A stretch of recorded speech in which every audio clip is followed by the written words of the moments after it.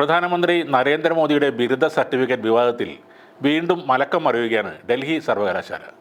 നരേന്ദ്രമോദി തങ്ങളുടെ പൂർവ്വ വിദ്യാർത്ഥിയാണെങ്കിലും നിലവിൽ അദ്ദേഹം രാജ്യത്തിൻ്റെ പ്രധാനമന്ത്രി ആയതുകൊണ്ട് ബിരുദ സർട്ടിഫിക്കറ്റ് പൊതുജനങ്ങൾക്ക് നൽകാനാവില്ലെന്നാണ് സർവകലാശാല ഡൽഹി ഹൈക്കോടതിയെ അറിയിച്ചത്.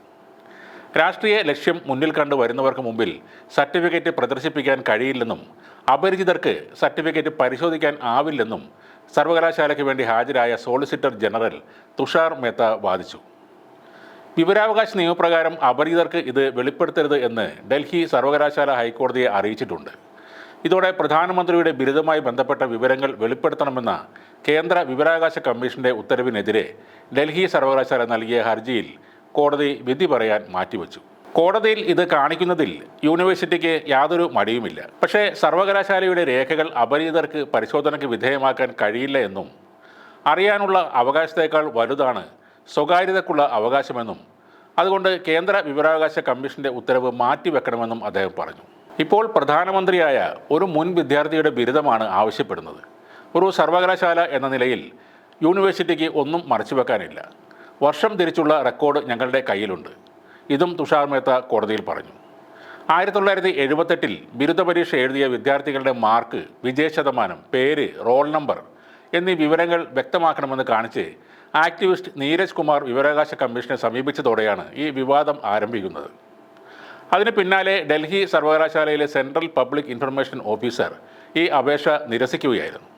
വിവരങ്ങൾ തരാൻ കഴിയില്ലെന്നും മൂന്നാം കക്ഷിയായ വ്യക്തിക്ക് വിവരങ്ങൾ കൈമാറാൻ കഴിയില്ലെന്നുമായിരുന്നു ഓഫീസർ അന്ന് പറഞ്ഞത്. അതിനെ തുടർന്ന് നീരജ് കുമാർ കേന്ദ്ര വിവരാവകാശ കമ്മീഷനെ സമീപിക്കുകയും അപ്പീൽ നൽകുകയും ചെയ്തതിന് പിന്നാലെ കമ്മീഷൻ നീരജ് കുമാറിന് അനുകൂലമായ ഉത്തരവ് പുറപ്പെടുവിക്കുകയായിരുന്നു. എന്നാൽ വിദ്യാഭ്യാസ രേഖകൾ പൊതുവിവരമാണെന്നും വിദ്യാർത്ഥികളുടെ ഫലങ്ങളെക്കുറിച്ചുള്ള വിവരങ്ങൾ വെളിപ്പെടുത്തണമെന്നും കേന്ദ്ര വിവരാവകാശ കമ്മീഷൻ പറഞ്ഞിരുന്നു. ഹർജിയിൽ 2017 ജനുവരി 24 നടന്ന ആദ്യ ഹിയറിംഗിൽ തന്നെ കേന്ദ്ര വിവരാവകാശ കമ്മീഷന്റെ ഉത്തരവ് കോടതി സ്റ്റേ ചെയ്തിരുന്നു. വിദ്യാർത്ഥികളുടെ വിവരങ്ങൾ പുറത്തുവിടരുതെന്നും വ്യക്തിഗത വിവരങ്ങൾ പുറത്തുവിടുന്നത് തെറ്റാണെന്നുമായിരുന്നു അന്ന് സർവകലാശാല വാദിച്ചിരുന്നത്. ഒരു രാജ്യം ഭരിക്കുന്ന വ്യക്തിക്ക് ഉന്നത വിദ്യാഭ്യാസം ഉണ്ടായിരിക്കണമെന്ന് യാതൊരു നിർബന്ധവുമില്ല. പക്ഷേ അത്തരം ഉയർന്ന സ്ഥാനത്തിരിക്കുന്ന ഒരാൾ കൈവശം വെച്ചിരിക്കുന്നത് വ്യാജ സർട്ടിഫിക്കറ്റ് അല്ലെന്ന് ജനങ്ങളുടെ മുന്നിൽ തെളിയിക്കേണ്ട ഒരു ബാധ്യതയുണ്ട്. ഈ പറഞ്ഞ ബിരുദവും മാസ്റ്റർ ഓഫ് ആർട്സും ഒന്നും ഇദ്ദേഹത്തിന് ഇല്ലെന്ന് തന്നെയാണ് പല പ്രവൃത്തികളും തെളിയിക്കുന്നത്. നമ്മുടെ രാജ്യത്ത് ഒരു പത്രസമ്മേളനം വിളിച്ച് ചോദ്യങ്ങളെ നേരിടാൻ കഴിയാത്തത് വലിയൊരു പോരായ്മ തന്നെയാണ്. എഴുതി കിട്ടിയതോ പ്രോംപ്റ്ററിൽ വരുന്ന വരികളോ വായിക്കാൻ ആർക്കും കഴിയും.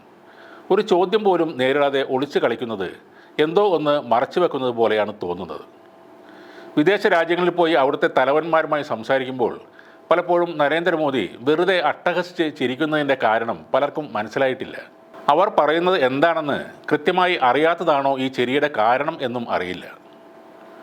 ശശി തരൂർ സംസാരിക്കുന്ന സ്റ്റാൻഡേർഡ് ഇല്ലെങ്കിലും ഇംഗ്ലീഷ് എഴുതാനും വായിക്കാനും സംസാരിക്കാനും കഴിവുള്ള ആളുകളായിരിക്കണം പ്രധാനമന്ത്രി പോലുള്ള വലിയ സ്ഥാനങ്ങളിലേക്ക് വരുന്നത്.